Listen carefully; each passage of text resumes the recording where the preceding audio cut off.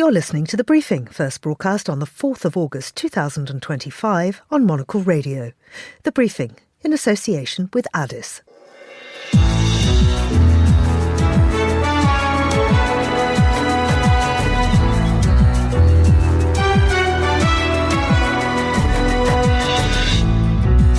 Hello and welcome to The Briefing, broadcasting to you live from Studio One here at Midori House in London. I'm Georgina Godwin. Coming up on today's programme, over 3,000 workers at Boeing go on strike. We'll find out more about the unrest at the plants that produce military jets.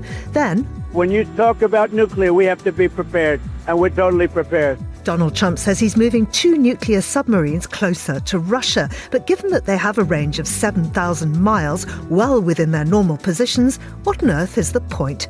Plus... And the radical idea of human rights is that it's about everyone everywhere. We'll hear from the UN High Commissioner on Human Rights. We'll have a roundup of news from the United Arab Emirates.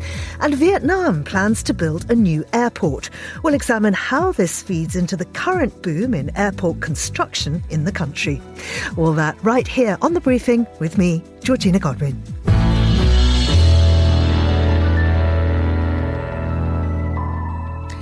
We begin with more bad news for Boeing. Over 3,000 workers who assemble the company's military jets, such as the F-15, have gone on strike today in the St. Louis and Illinois areas after rejecting a pay and pensions deal for the second time.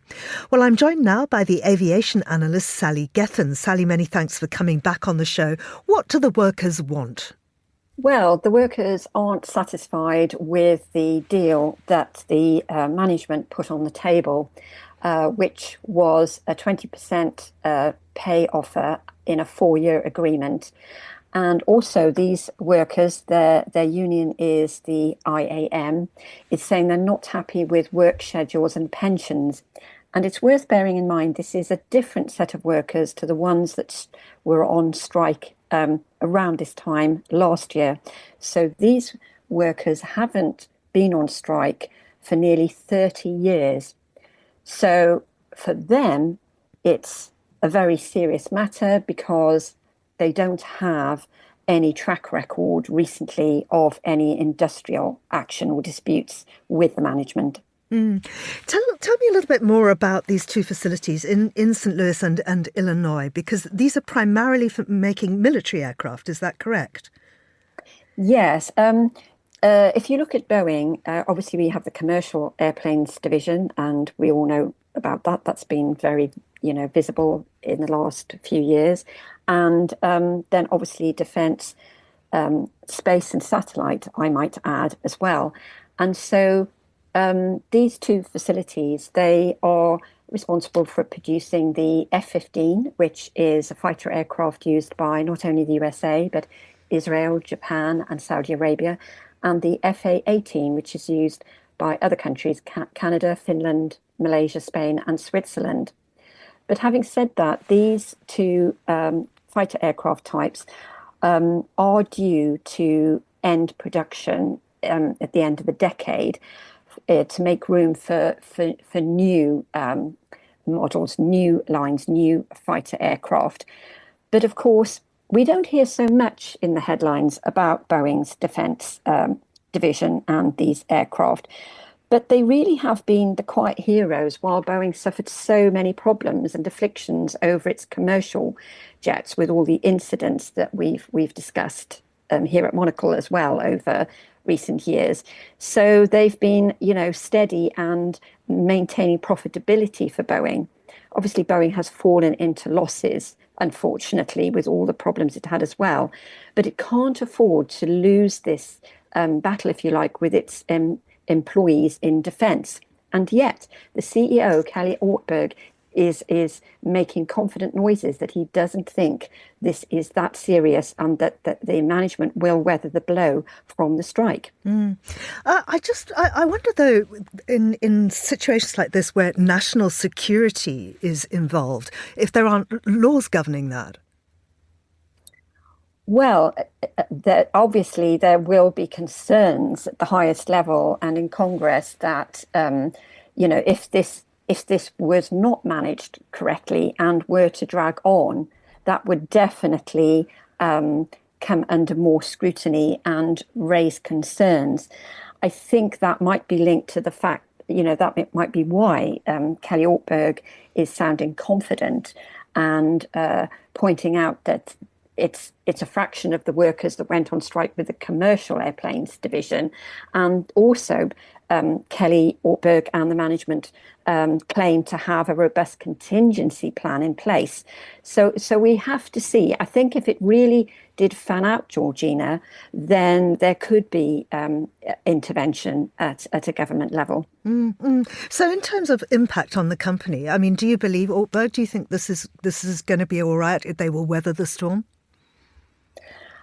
We can't say. I mean, Kelly Ortberg is a relatively new CEO, and he did steer the company out of the issues it had with 30,000 workers striking in the commercial airplanes division last year. So he's got a good track record, and if anybody can steer the company through these times, it will be Kelly Ortberg. But even he has limits to his powers, and I think the way the IAM is playing it, so their messaging, that's the union that represents these workers, is that these are actually heroes, these workers that are striking, because they're doing it to keep the nation safe, to keep the United States safe, and, keeping all families safe, if you like. So the messaging is very much, by the union, pointing to the fact that these workers are the silent heroes working behind the scenes to keep America safe. Sally, thank you very much indeed. That was Sally Gethin, the aviation analyst. Now, here's Laura Kramer with the day's other news headlines. Thanks, Georgina. Hamas has said it will allow for aid to be delivered to hostages it holds in Gaza if Israel halts airstrikes and permanently opens humanitarian corridors. According to Israeli officials, 50 hostages now remain in Gaza and only 20 are believed to be alive. Meanwhile, Belgium's Air Force has dropped the first in a series of its aid packages into Gaza on Sunday in a joint operation with Jordan. India and the Philippines have sailed together for the first time in the South China Sea. It comes as Manila continues to expand its activities with foreign navies to counter China's influence over the region. The two-day joint sail coincided with the departure of the President Ferdinand Marcos Jr. to New Delhi for a state visit. And New Zealand has revealed plans to charge foreign tourist entry fees to its most popular sites. The fees of between 10 and 20 euros will be charged at sites such as Milford Track and Mount Cook, with the revenue to be reinvested at the locations.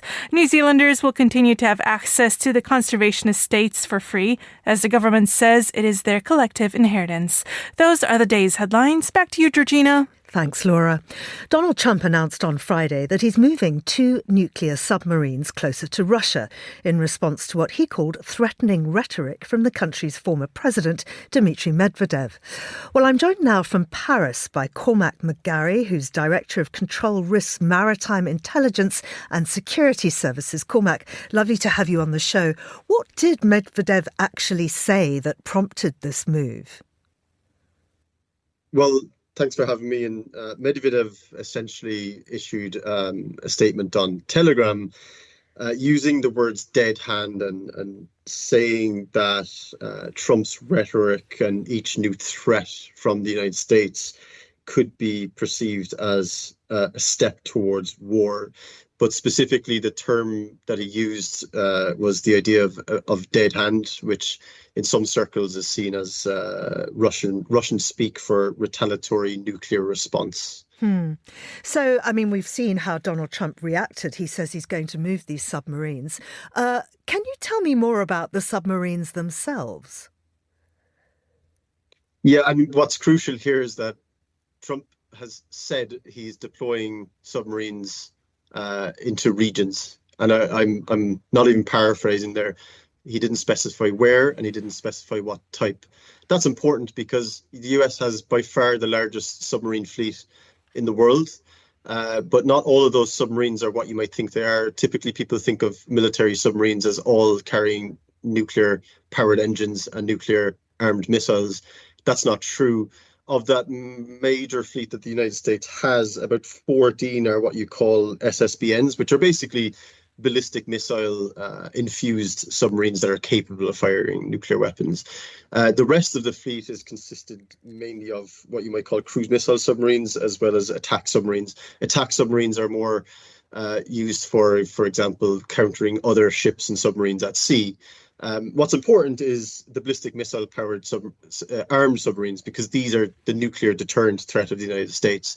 Now, if Trump had said he is moving one of the nuclear-armed submarines to a certain region, that would be a much higher level of rhetoric. And I think not specifying this perhaps shows us that it's not perhaps the invasive threat that some people might think it's playing itself off to be. I mean, some analysis says that there's absolutely no point in moving them, that they would have a range of 7,000 miles, and that in fact moving them closer to Russia puts them in shallower water, rendering them less effective.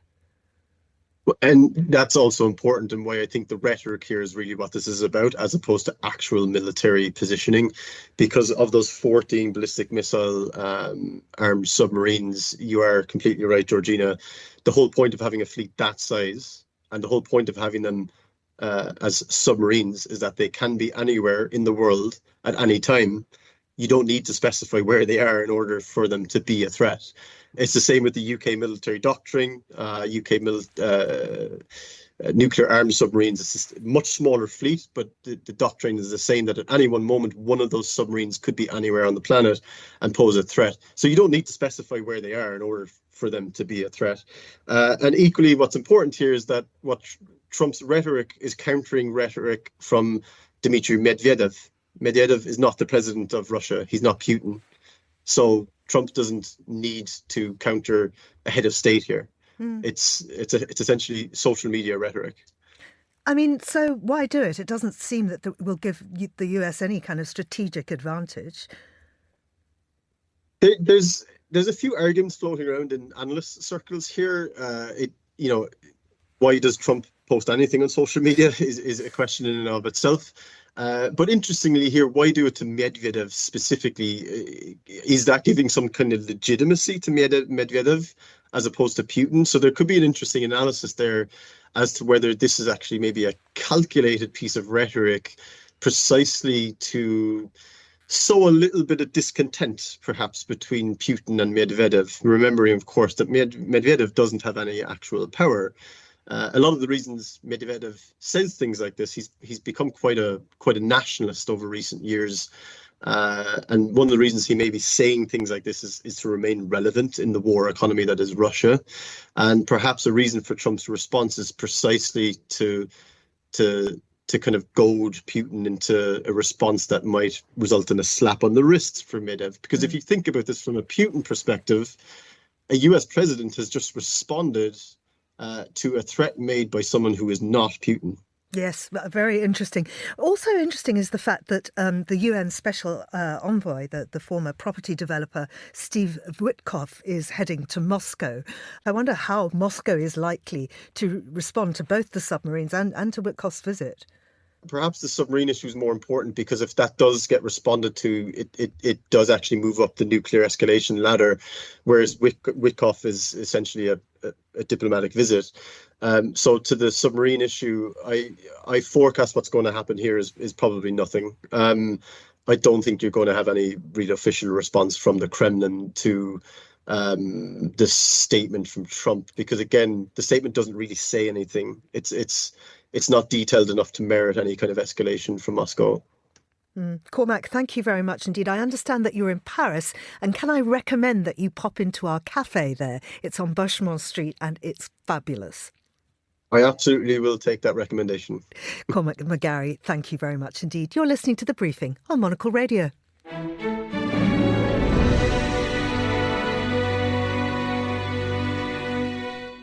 You're back with The Briefing on Monocle Radio. The state of human rights around the world is challenging, to say the least, with conflicts from Russia's war in Ukraine to Gaza to Sudan, and governments ignoring human rights principles and the rule of law. The United Nations High Commissioner for Human Rights, Volker Turk, is among those who continue to press for respect of human rights. He met with Monocle's Chris Chermak at last week's Helsinki Plus 50 conference, celebrating a 50-year-old agreement that enshrines human rights principles into Europe's security for the first time. Chris began by asking how difficult the job is. Well, it is, if one looks around the world and looks at the state of human rights in the world today, you can imagine this is one of our, it's not easy at all. But I have to say, I also see a lot of glimmers of hope. I see that the type of work that we are doing, but also that people embrace human rights around the world is something that you cannot take away from them. With all the headwinds that we face, there is still, I would say, the motivation that young people have for human rights causes, that student movements have. I'm thinking of Bangladesh, Serbia, who use human rights because it's the strive for freedom that they initially wanted. So yes, it's a very difficult time, but I'm also very encouraged by some developments around the world. It's interesting, just from how you mentioned that, is perhaps one of the challenges at the moment that there is more of a recognition of the role of human rights among the people than there is of governments. Yes. If you look at Bangladesh last year, it was around July that there were massive student protests because they felt that the authorities were not working for them. They were very frustrated, and there was a groundswell of support, not just by the students, but also within the society. And yes, what the then government did, they asked the police and gave orders to repress, to have people disappear, to even shoot at the students. And it shows, yes, this incredible gap that we have between responsible governance on the one hand, that is not responsible, that stifles dissent, that represses freedoms, and on the other hand this yearning for freedoms and the yearning for getting rid of oppression and repression. And I think Helsinki is important because it reminds us that this was also possible at a time when the Cold War tensions were very high. Is that another one of the problems today? We are here at this Helsinki conference 50 years later. That was a time where governments from around the world were coming together, including the Soviet Union. This time, there isn't that same dialogue, I suppose, at that point. Is there less recognition today of the need for multilateral institutions, governments to come together and find a way to discuss things like human rights? I think it's very important, first of all, to know the history and to be aware and learn the lessons from the history for the present and for the future. That's absolutely clear. I also think that peace can only be achieved when you open up communication channels and when you are able to find a way to address whatever needs to be addressed in a peace negotiation. Because, of course, war pits one group against the other, right? That's what war does. The realities are often much more complex. There's never black and white. I think we have lost the ability of deconstructing complexities and engaging in a way that actually leads to a solution. Just finally, on deconstructing complexities, there are two conflicts in particular that you mentioned in your speech here in Helsinki, and that was Ukraine and Gaza. Two very different conflicts with two very different support groups, which leads, of course, some to suggest there are double standards in the international community. How do you go about dealing with that kind of challenge for your job?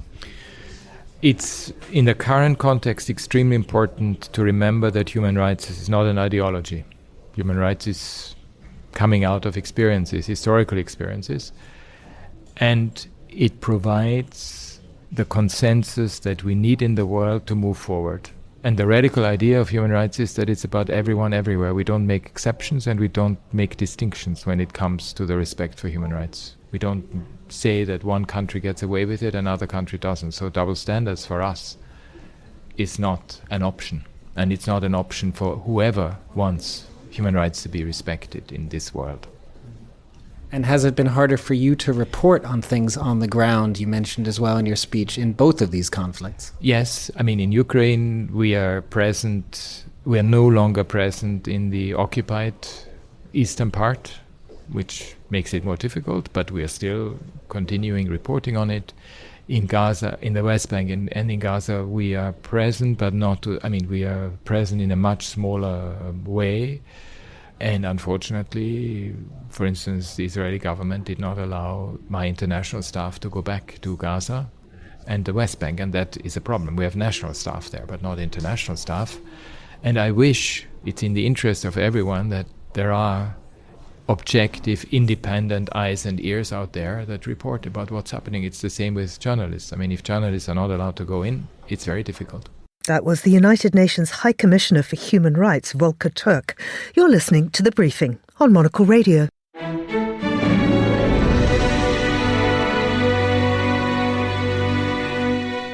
Well, I'm joined now by Inzamam Rashid, who's a Dubai-based Monocle contributor and journalist for Al Arabiya, to have a look around at some of the big stories making news in the region.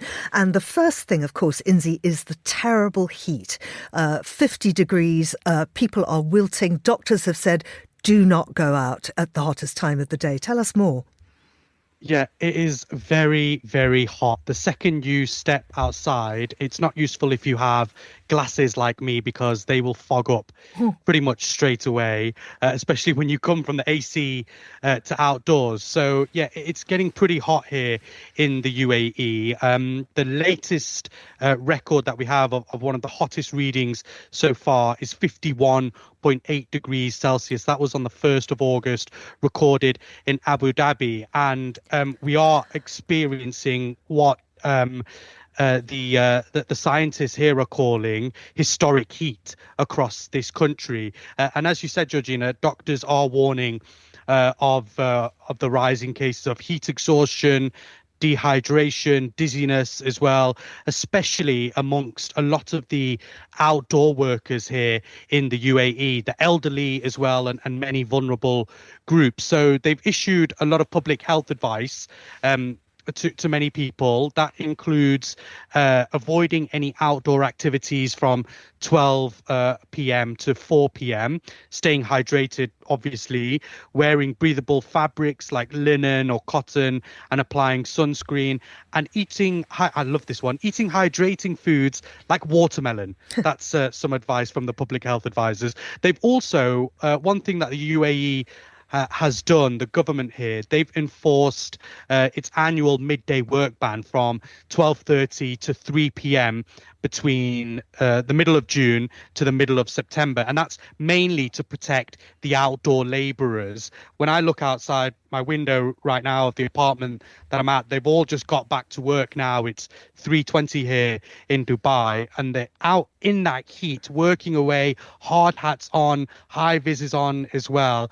And it's just incredibly difficult to even watch these men working in this heat. And you really have to feel for them. And what about exercise? Because there's also a program in place to help people to go jogging or walking.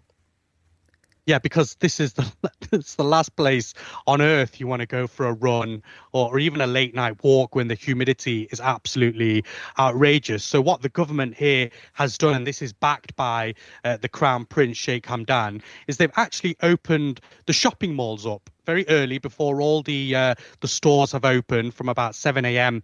I think.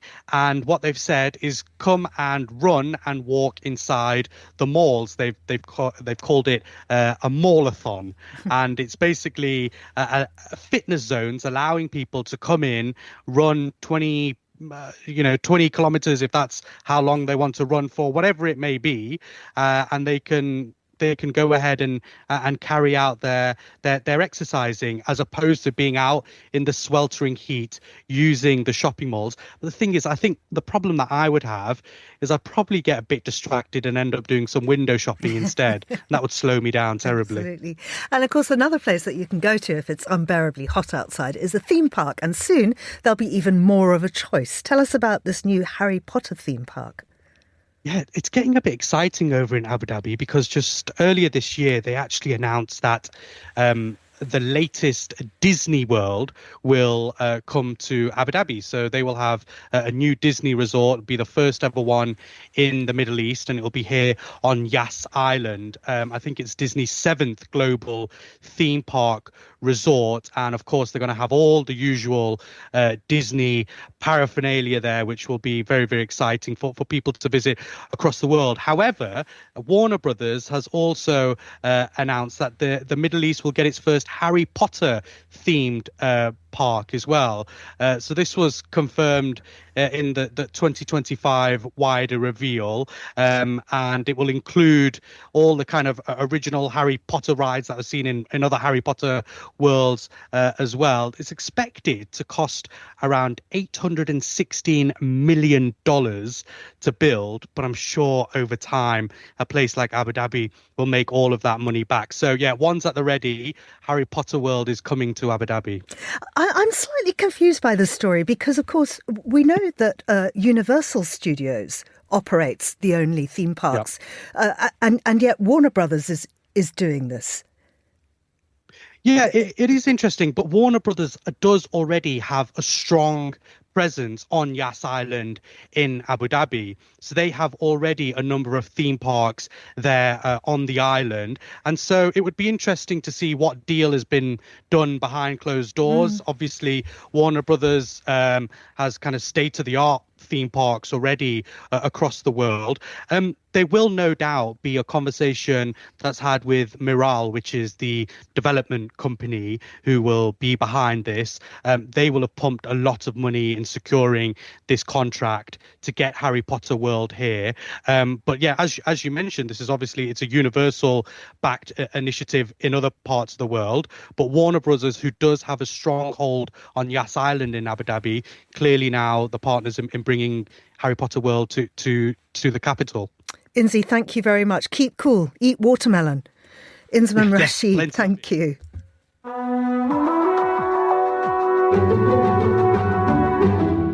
Well, we started today's programme with aviation and we'll end with it too. Vietnam is experiencing an airport construction boom.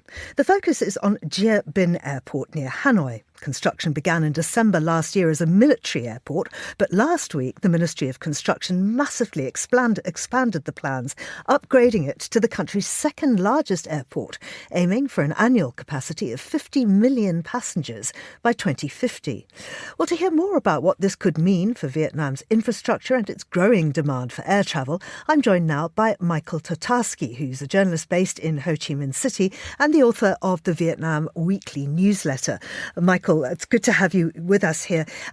There are so many new Vietnamese airport projects happening right now. What's behind this push? Yeah, I mean, this is all part of a kind of a broader infrastructure push that's been going on for a few years now. I mean, the government recognizes that there's been steady, very strong economic growth here every year, even through COVID for the most part. But infrastructure for a long time hasn't really quite kept up with that. But there's, again, we're years into a push now to build a national high-speed expressway network, upgraded airports, metro lines in Ho Chi Minh City and Hanoi, the two biggest cities, and certainly airports, ports, what have you. Basically, name your type of infrastructure. They're pushing to expand all of these. Some of these are further ahead than others, for sure. But yeah, airports are a huge part of this push with this kind of surprising new Nha Binh planned airport, and then, which I'm sure we'll get to, but the under construction Long Tan airport, which will be Ho Chi Minh City's new international hub when that opens. So tell us then about the new features of Nha Binh Airport. Yeah, I think what's notable is we don't really know the notable features yet. As you said, this was announced late last year, mostly as a defense airport. Just for listeners, it's about 50 kilometers east of Hanoi. And then suddenly there was a proposal from the construction ministry, or actually the Airports Corporation of Vietnam, to quadruple the amount of space the airport would take up and then increase its annual capacity from 5 million people per year to 30 million and eventually 50 million, as you mentioned. But there are no, at least not that I've seen, there's no renderings of this new design. The pictures I've seen online are kind of the previous smaller design. It's not clear who's building this. I mean, originally the announcements last year said the Ministry of Public Security, which made sense if it's going to be a defense airport. But at Longtan, for example, the huge one here outside of Ho Chi Minh City, went through a years-long bidding process. There's a lot of foreign contractors involved in that, given the scale. Whereas, Yabin, it's not clear who's building it, what the cost will be now that they've expanded it, or even what the timeline is for the the updated version. Because originally, I think the Prime Minister demanded that it be completed in about a year and a half. That, of course, would be considerably more difficult given its scale. So, kind of a lot of unanswered questions, even with construction set to begin and within the next couple of weeks. Well, I mean, it sort of rather implies that it's still for military use, that this could be a security project. Presumably, it'll be dual use. I mean, certainly you won't have 30 million passengers per year if it's only for security. But I assume the Public Security Ministry will still be involved in the development of it. But this certainly is a whole other level of scale with these new numbers. How rapidly is Vietnam's aviation demand growing? It continues to grow rapidly every year.